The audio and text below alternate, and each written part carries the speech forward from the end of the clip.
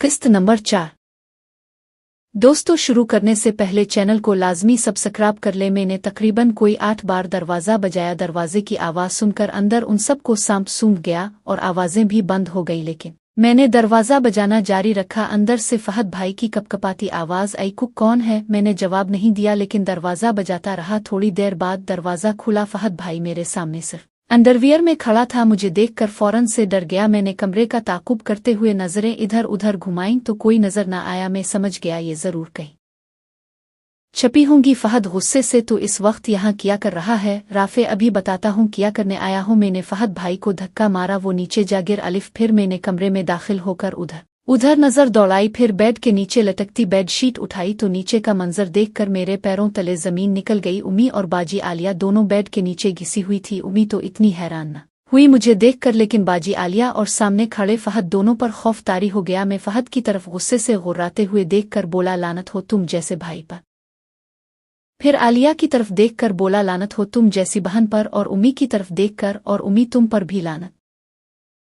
फहद ने ये सुनकर आगे बढ़कर मुझे 3-4 थप्पड़ मारे। मैंने भी इसको गर्दन से पकड़कर झटका और अपने मजबूत हाथ उसकी गर्दन में डालकर दबा लिया। फहद ने मुझे मुंह पर मुक्का मारा। मैंने भी इसके मुंह पर 2-4 मुक्के मारे। उम्मी और बाजी आलिया ये सब देखकर बेड के नीचे से निकल कर आए। हम दोनों को छुड़वाने अपने नंगे बदन लिए ऊंची ऊंची चीखों और पुकार करने लगे कि क्या हो गया तुम दोनों को? छोड़ो एक दूसरे को। ये आवाजें बाहर तक जा रही थी। हम दोनों ने जहर आलूद नजरों से एक दूसरे को देखा और बदस्तूर एक दूसरे को मारना जारी रखा। इस मारा मारी में उम्मी और आलिया बाजी को भी 3-4 थप्पड़ मुक्के गैर इरादी तौर पर लग गए। इतने में जब नजरें उठूं तो मैंने जरीन और माहम को कमरे के दरवाजे पर खड़ा पाया। दोनों अपने मुंह पर हाथ रखे उम्मी और बाजी आलिया को देख रही थी, लेकिन उन्होंने उनके नंगपिन से ज्यादा हमारी लड़ाई छुड़ाने को तरजीह दी और आगे बढ़कर जरीन ने मुझे पीछे खींचा और माहम में फहद को। तब जाकर हम दोनों अलग हुए और गुस्से में एक दूसरे को गालियां देने लगे। सूरत-ए-हाल भी कुछ ऐसी थी। जरीन और माहम की आंखों में खौफ और वहशत सवार थी। दोनों कभी उम्मी और बाजी को देखते हैं और कभी फहद और मुझे। उम्मी और बाजी आलिया ने शर्म के मारे अपने अपने कपड़े पहनना शुरू किए। माहम की आंखों से लग रहा था कि इसको सिचुएशन समझ आ रही है, यहाँ क्या होता रहा और हो रहा है। वो रोते हुए कमरे से बाहर नीचे भाग गई, जबकि जरीन मुझे पकड़ते हुए सबसे बचाकर अपने कमरे में ले गई। जवान होते इंसान को बचपन की यादों, गुजरे वक्तों की तलखियों, नाचाकियों, खुशगवार लम्हों की सोचें बैक वक्त जहन में आती हैं। बाज़ औक़ात जहन माजी के दरीचों से खुशगवार लम्हात खरीदने की कोशिश करता है, लेकिन सिवाय तलखियों और बुरी यादों के कुछ नहीं मिलता। आलिया बाजी के चले जाने के कई दिन बाद मामलात जिंदगी रूटीन के लिहाज से चलते रहे। अब मेरा और फहद का सामना भी घर में कम ही होता था। अगर होता भी तो हम एक दूसरे को देखे बगैर गुजर जाते। जरीन और माहम फहद की निस्बत ज्यादा मुझे तरजीह देती थी, क्योंकि मैं उनसे ज्यादा करीब था। दूसरी तरफ फहद का रवैया जाबिराना होता था, अबू की तरह, इसलिए बहनें इससे ज्यादा क्लोज नहीं थी। उम्मी भी अब मुझसे मेरे गुस्से की वजह से बातचीत नहीं कर रही थी। नाश्ता खाना वगैरह भी मुझे कभी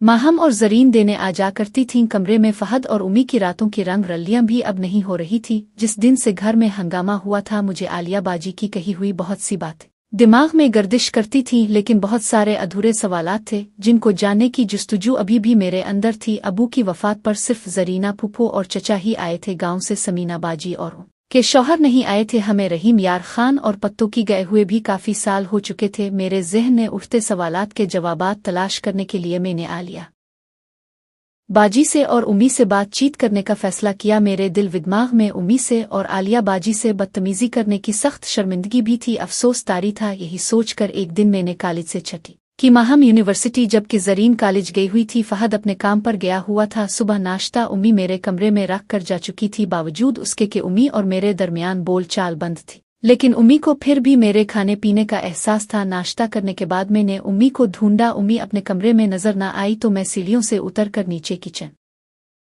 में गया तो उम्मी सामने खड़ी काम कर रही थी। मेरे कदमों की आहट से उम्मी को अंदाजा हुआ तो उन्होंने तिरछी नजरों से देखा और आगे फिर से बर्तन धोने में मशगूल हो गईं। कई दिन की नाराजगी और शर्मिंदगी मेरे दिल और दिमाग पर तारी थी। मैंने कुछ न सोचते हुए आगे बढ़कर अपने दोनों बाज और उम्मी की गर्दन में डालकर कहा, उम्मी मुझे मुआफ कर दी, आई एम सो सॉरी। उम्मी एकदम से हल और आगे खड़े खड़े मेरे हाथों को अपने हाथ में लेकर चूमा और पीछे मोड़कर मुझे गले लगा लिया। उम्मी रो रही थी। मैंने भी अपनी बाहें खोलकर उम्मी को गिले लगा लिया। मेरी भी आंखों में आंसू आ चुके थे और मैं बार बार उनको सॉरी बोल रहा था। उम्मी ने मुझसे अलग होकर मेरे मुंह पर अपना हाथ रख दिया और कहा, तुम्हें अपनी बदतमीजी का एहसास हो गया, यही काफी है। राफिया, उम्मी की आंखों में आंसू थे। मैंने रोते रोते कहा, उम्मी मैं बहुत बुरा बेटा हूं ना। उम्मी, नहीं मेरे चंदा, तुम बहुत अच्छे बेटे हो। रोते नहीं चुल्लू, अंदर कमरे में चुल्लू। उम्मी मुझे लेकर माहम के कमरे में आ गई। हम दोनों बेड पर बैठ गए और हमारे दरमियान काफी देर खामोशी रही। थोड़ी देर बाद मैंने ही बात की शुरुआत की, उम्मी मुझे आप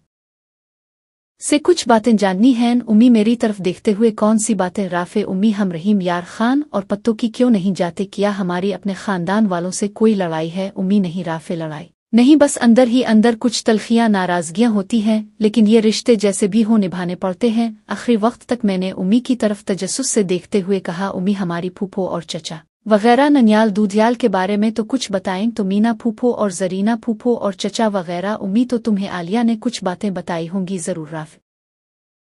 हाँ उम्मी, बताई थी, लेकिन सवालात के जवाबात अभी भी अधूरे हैं। उम्मी इश्तियाक से, तो किया जाना चाहते हो? उम्मी, सब कुछ ठीक है राफे, लेकिन पूरे जवाबात इस जगह ही जाकर मिल सकते हैं जहाँ का ये खमीर है। मैं तुम्हें बताती हूँ, लेकिन तुम किसी भी रिश्ते से अगर इस बुनियाद पर नफरत करोगे तो कोई रिश्ता नहीं निभा सकोगे। उन रिश्तों में बर्दाश्त करना पड़ता है, जैसे मैंने किया था। शुरू शुरू में कड़वे घूंट पीने पड़ते हैं।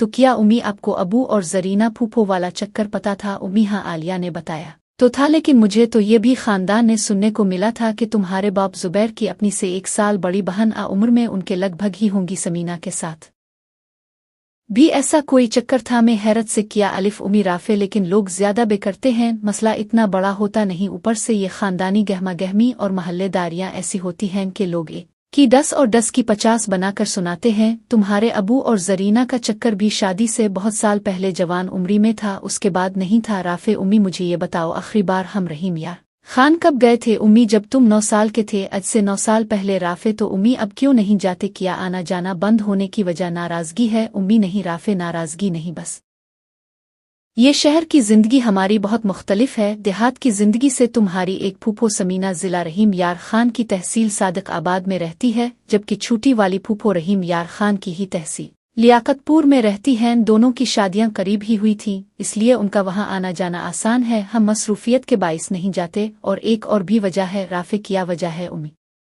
उनके और हमारे माहौल में बहुत फर्क है। वो लोग तरह तरह की बातें करते हैं, पर्दादारी का ख्याल रखते हैं। तुम्हारे बाप ने दोस्तों, मजीद देखें किस्त नंबर 5 में, और उसके लिए हमारे चैनल को लाजमी सब्सक्राइब कर लें और साथ बेल आइकन को भी दबा दें।